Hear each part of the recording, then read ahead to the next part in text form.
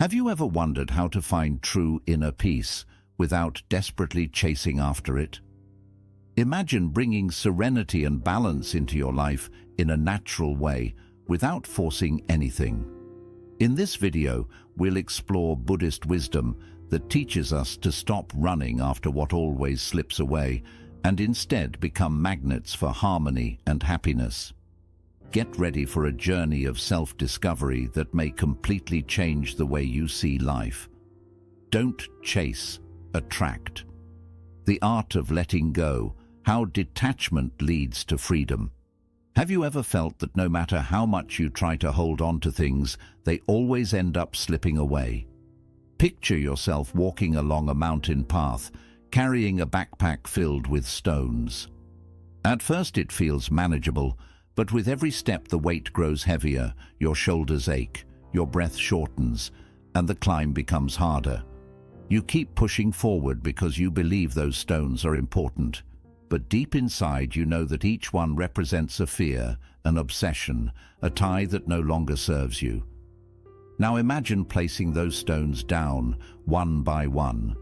With every stone you release, the load gets lighter, your pace quickens, and suddenly you begin to notice the beauty of the path around you. That is the power of letting go. Since childhood, many of us are taught that more means better, more success, more possessions, more recognition. We cling to relationships, achievements, and material things as if they were our only source of security, but life is constant change. What once brought us joy may one day become a burden. The problem is not love, success, or possessions themselves, but the fear of losing them. Think about someone going through a breakup. At first it feels as if their whole world has collapsed. They are not only mourning the person, but also the identity they built alongside them. Yet as time passes, if they learn to let go, they discover that life continues, that new doors open, and that their happiness never truly depended on someone else. The issue was never love, it was the resistance to change. Letting go does not mean becoming cold or indifferent. It means loving without fear, enjoying without anxiety, and living without depending on external things for your inner peace. A Buddhist monk was once asked about the secret to his serenity. He replied, "I own nothing, therefore nothing owns me." He wasn't just talking about material possessions.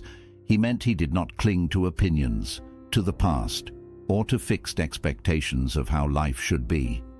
He flowed with life instead of fighting against it. Often we think that by letting go we are losing something valuable, but what we are truly losing is fear, anxiety, and the need to control, and in return we gain freedom. The purest form of love is one that does not chain. The deepest happiness is not dependent on what we hold, and the most genuine success is to be at peace with what is, without needing to cling to what was or to what might be. Try to catch sand in your fist, and you'll see that the tighter you squeeze, the faster it escapes between your fingers. But if you open your hand, it rests there effortlessly. Life is the same. When we hold on out of fear, it slips away. When we allow it to flow freely, we can finally enjoy it. The practice of meditation, cultivating inner peace. Imagine your mind as a lake. When storms rage above, the water is agitated and cloudy, and you cannot see the bottom. But when the winds calm, the surface settles, and suddenly the depth becomes clear. Meditation works in the same way. It is not about stopping your thoughts or forcing silence, but about allowing the mind to settle so its true nature can emerge. We live in a world that constantly pulls us to be busy. From the moment we wake up, our minds are filled with noise, emails, conversations, worries, distractions. Thoughts bounce from one to another like a restless monkey jumping from branch to branch. In that storm, we forget the most essential thing, to simply be present in our own lives. Meditation offers us a way out of that endless restlessness. It is not a privilege for monks in distant monasteries, nor for people with perfect lives. It is a practice for anyone, anywhere, at any time. At the beginning, it may feel uncomfortable. You sit in silence, expecting peace, and instead you face a flood of thoughts. You remember unfinished tasks, you worry about tomorrow, you get restless in the stillness. But that is part of the process. Just like muddy water, the mind needs time to become clear. Each conscious breath, each moment of presence slowly clears the surface. A teacher once said that meditation is not about reaching a special state. It is about realizing that what we seek has always been inside us. Peace does not come from the outside. It is born from how we relate to the present moment. When we stop resisting what is happening right now, a space of calm appears where before there was only noise. To meditate is not to block thoughts, nor to enter a trance. It is to observe them without getting caught, to witness the mind without reacting automatically. It is like standing by the riverbank and watching the water flow without feeling the need to jump in. When we practice this, we realize we are not our thoughts nor our emotions. We are the awareness that observes them. Over time, meditation reshapes the way we live. We become more patient, less reactive, more aware of what is happening within and around us. Situations that once overwhelmed us lose their power. We learn to pause before responding, to listen before judging, to be present before rushing ahead. Think of a single candle flame in a dark room. The light is small, yet it illuminates everything around it. Meditation is like that flame. It doesn't change the outside world, but it lights up our inner world, giving us clarity and serenity. It is not an escape from life, it is the way to live it more fully. Living in the present, the power of mindfulness. Imagine sitting down to enjoy your favorite meal. The aroma fills the air, the flavors are rich, the texture is just right. But instead of savoring it, your mind drifts away. You're replaying a conversation from yesterday, planning what you'll do later, or worrying about something that hasn't even happened yet. Before you know it, the plate is empty and you hardly tasted a thing.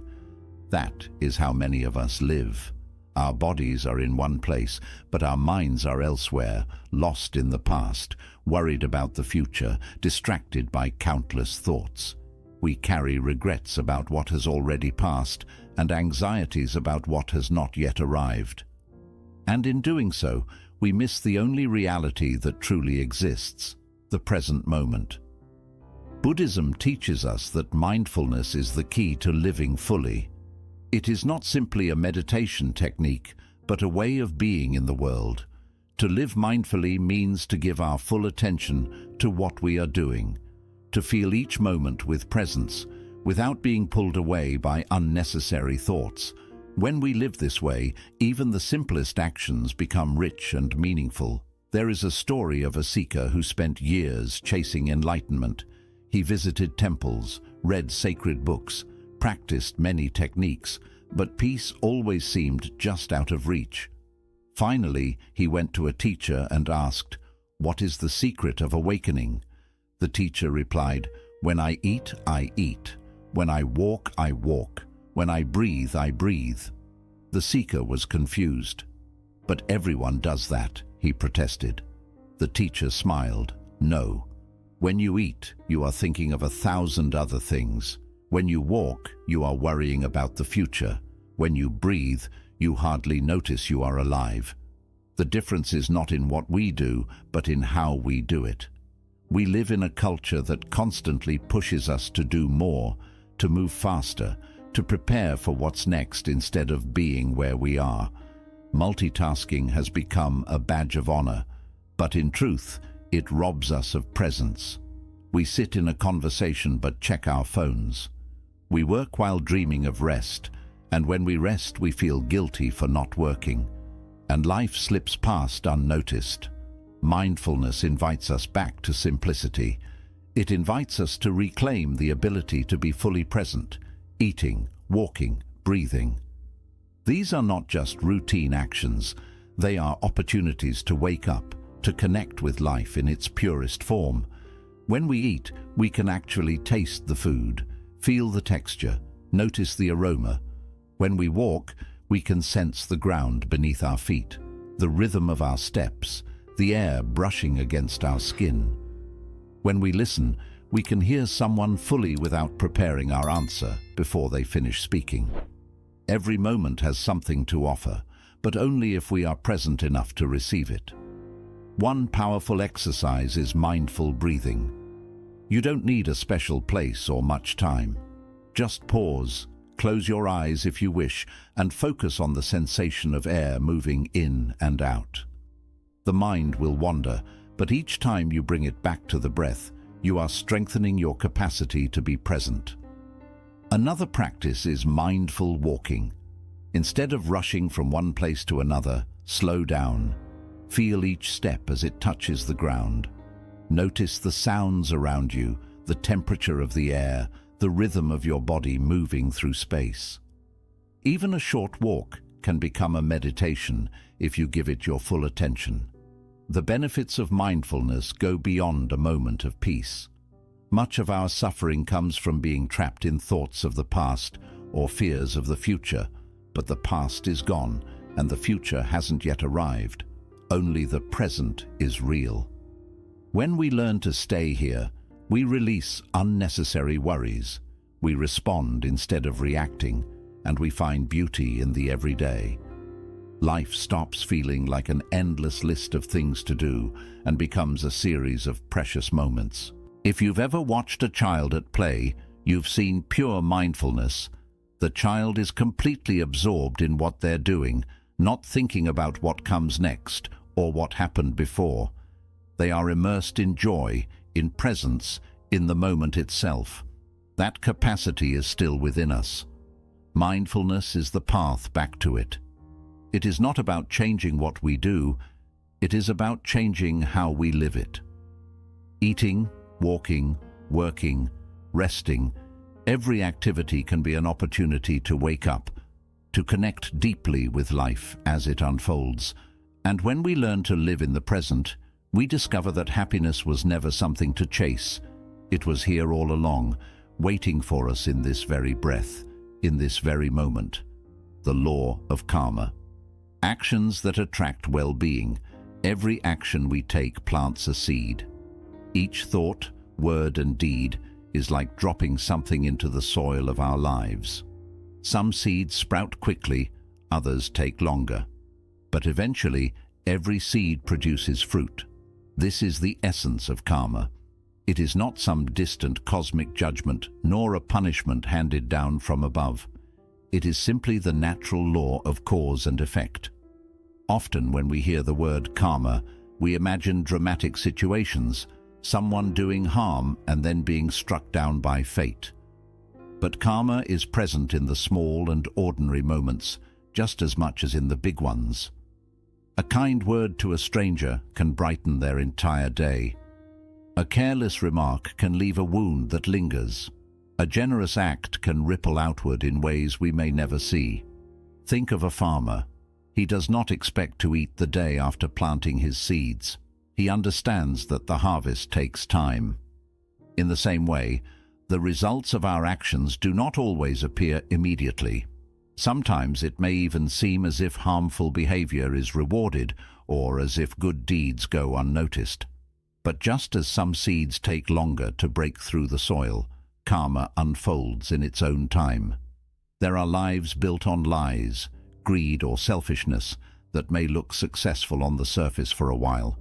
Yet eventually what is unstable will collapse, not because the universe punishes, but because nothing built on imbalance can endure forever.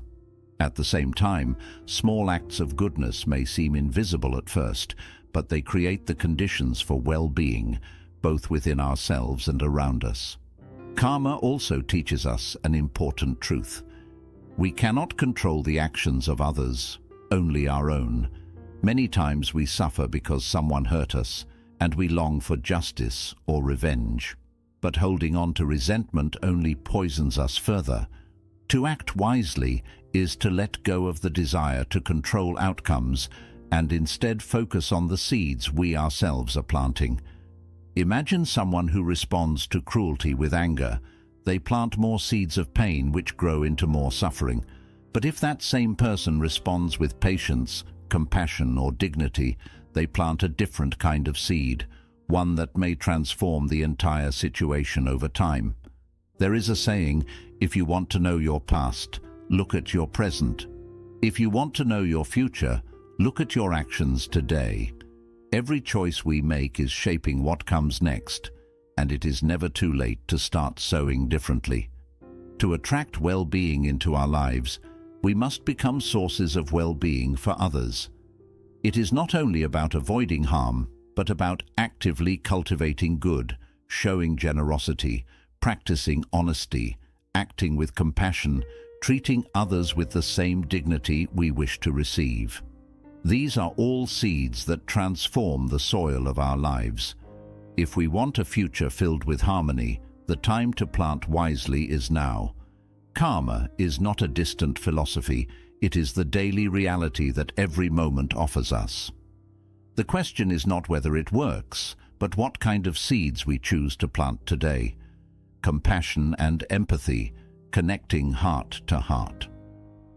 One of the most powerful teachings in Buddhism is that none of us live in isolation. Our lives are woven together in ways we often don't see. The food we eat comes from the labor of farmers. The clothes we wear are stitched by unknown hands. Even the air we breathe is made possible by trees we didn't plant. When we pause to realize this, compassion becomes not just a moral choice, but a natural response. But what is compassion truly?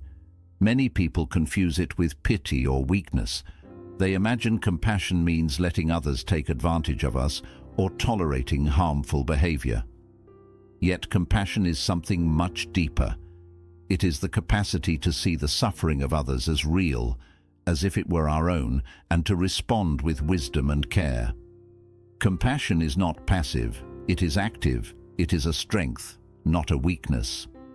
There is an old story of a young traveler who, exhausted by the cruelty of the world, asked a wise elder, "Why is there so much pain, so much selfishness, so much injustice?"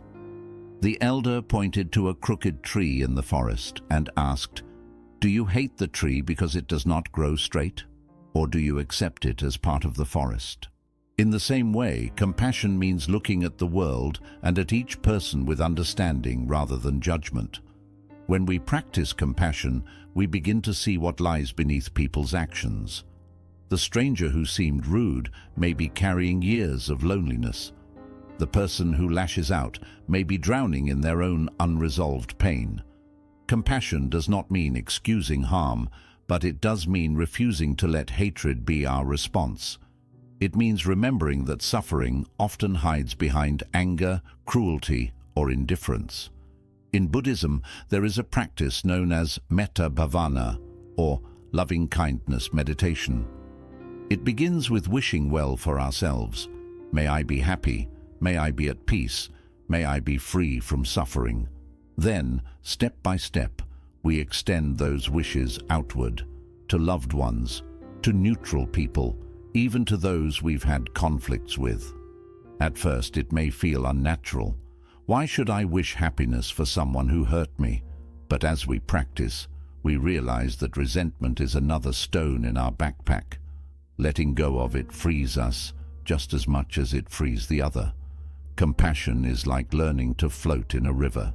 If we fight against the current, we exhaust ourselves. But if we relax, the water carries us. An old teacher once said, "I do not fight the river, I flow with it, and the river sustains me." Compassion is that flow. When we stop resisting the reality of suffering, our own and that of others, we begin to move with life, not against it. And something remarkable happens when compassion grows in us. Our relationships transform. We start listening without planning our reply. We help without expecting a reward. We see beauty in the imperfections of others. and we understand that they, like us, are works in progress. In easing the suffering of others, we discover that our own suffering becomes lighter. The world does not change through speeches or declarations, but through small, consistent acts of kindness. A gentle word, a genuine smile, a moment of patience in a heated situation. These are seeds of compassion, and they ripple out far beyond what we can see. Compassion and empathy connect us heart to heart, reminding us that we are not alone in this vast web of life. And when we choose compassion, we are not only healing others, we are also healing ourselves. Voluntary simplicity, finding richness in less. We live in a culture that constantly whispers or shouts that happiness is found in more possessions, more success, more recognition. Yet over and over again, people discover that the more they acquire, the less satisfied they feel. It is like drinking salt water to quench your thirst. The more you consume, the more parched you become. Buddhism offers us another perspective, that richness is not in accumulation, but in simplicity. Voluntary simplicity is not about deprivation, nor about rejecting everything the world offers. It is about choosing what truly matters and letting go of what weighs us down. Imagine packing for a long journey. At first, you stuff your bag with clothes, shoes, accessories, just in case you might need them. But as the miles pass, the bag feels heavier, your steps slower, and soon you realize that half of what you carry is unnecessary. The truth is, you only use a few essentials, while the rest becomes a burden. Life is much the same. We fill it with obligations, possessions, and expectations, only to realize that much of it distracts us from what we really value. A wealthy man once visited a wise monk. The man was surprised to see that the monk lived in a small hut with almost nothing inside. He asked, "Where are your possessions?" The monk smiled and asked back, "And where are yours?" The man replied, "I am only passing through." The monk nodded, "So am I." This story reminds us that everything we own, and even the identities we build, are temporary. Voluntary simplicity is not a forced renunciation, but a conscious choice to free ourselves from what does not serve us. It is an act of clarity, realizing that we do not need to fill every corner of our lives with objects or distractions to feel complete. Simplicity also applies to our inner life. We clutter our minds with grudges, comparisons, and endless what-ifs. We carry resentment toward people who hurt us, expectations that life must unfold a certain way, or anxiety about things beyond our control. Voluntary simplicity means letting go of this inner excess as well. It is choosing not to carry more than we need in our hearts. Some of the most profound peace can be found in moments of simplicity. Standing on a mountaintop, feeling the wind on your face, hearing only silence, and seeing the vast horizon. In such moments, we realize that joy does not come from excess, but from presence. The fewer distractions we carry, the more space we create for gratitude, for wonder, for life itself. A monk once said, "You can have many things and feel empty, or have very little and feel complete." The key is not in what you possess, but in your relationship with what you have. If we depend on objects to feel good, we become their prisoners. But if we learn to appreciate the essentials, we discover a freedom that cannot be bought. Voluntary simplicity does not ask us to abandon the world, but to live with wisdom. To ask ourselves, does this add meaning to my life? Does it bring peace? Or does it add weight to my journey? Each time we choose less clutter, both outwardly and inwardly, we open more space for peace, clarity, and freedom. Simplicity is not a lack.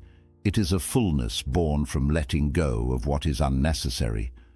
And in that letting go, we find richness that no possession can match, integrating Buddhist wisdom into everyday life. Buddhist teachings are not meant to stay in temples or books. They are living practices, tools we can bring into the smallest details of daily life. The real transformation happens not in theory, but in the way we walk, speak, listen, and breathe each day. Wisdom only becomes real when it shapes the way we live. There is a well-known story of a disciple who once asked his teacher, "How can I apply Buddhism in my daily life?"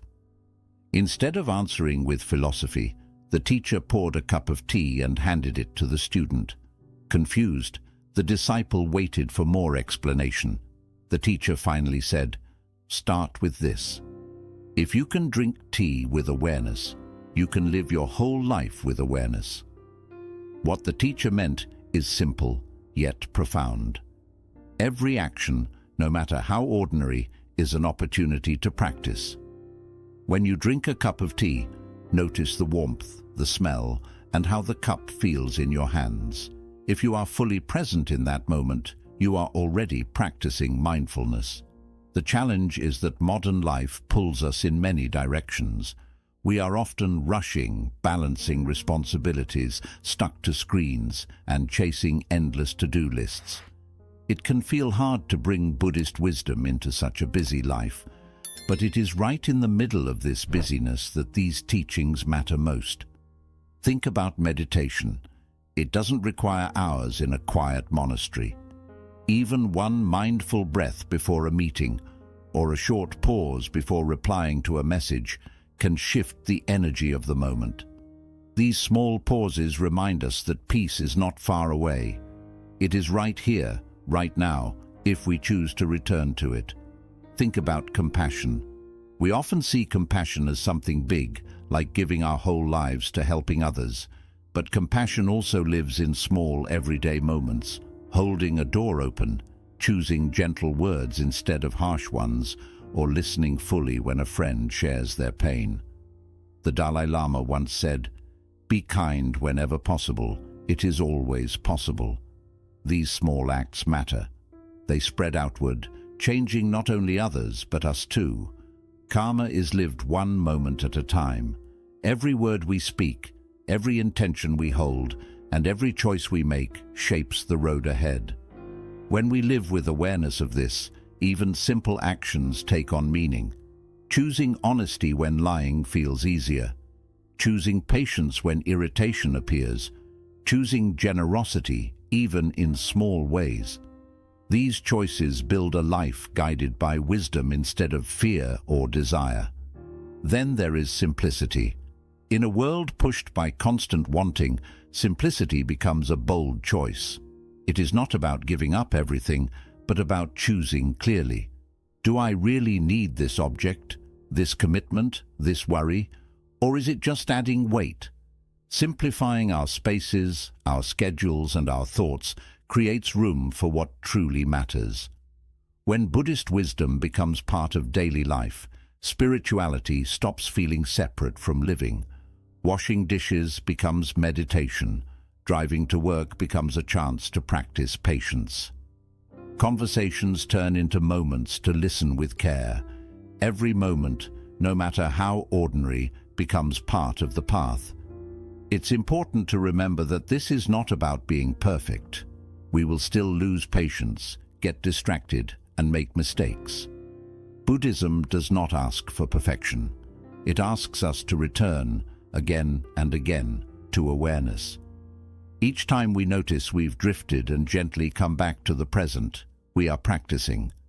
Each time we choose kindness over anger or presence over distraction, we bring wisdom into our lives. There is a saying, "Before enlightenment, chop wood and carry water. After enlightenment, chop wood and carry water." The actions look the same on the outside, but something inside has changed.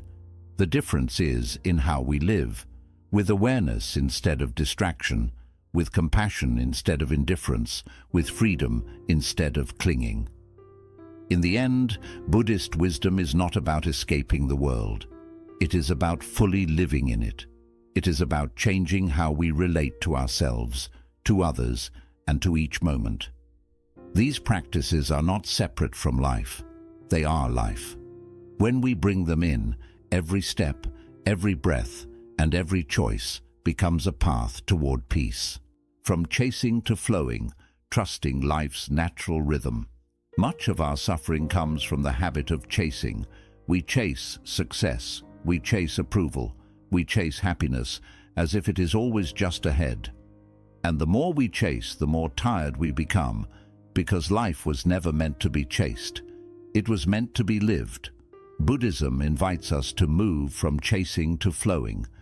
Flowing means trusting life's natural rhythm and seeing that not everything needs to be forced. Just as rivers reach the ocean without struggle, our lives unfold with their own wisdom when we allow them to.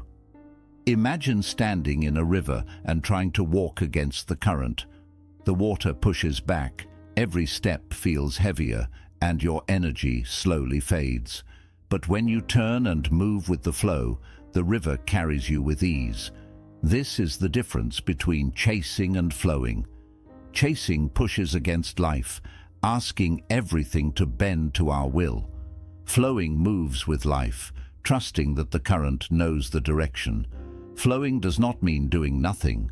A river still moves forward, shaping land and feeding fields, but it does so without resistance.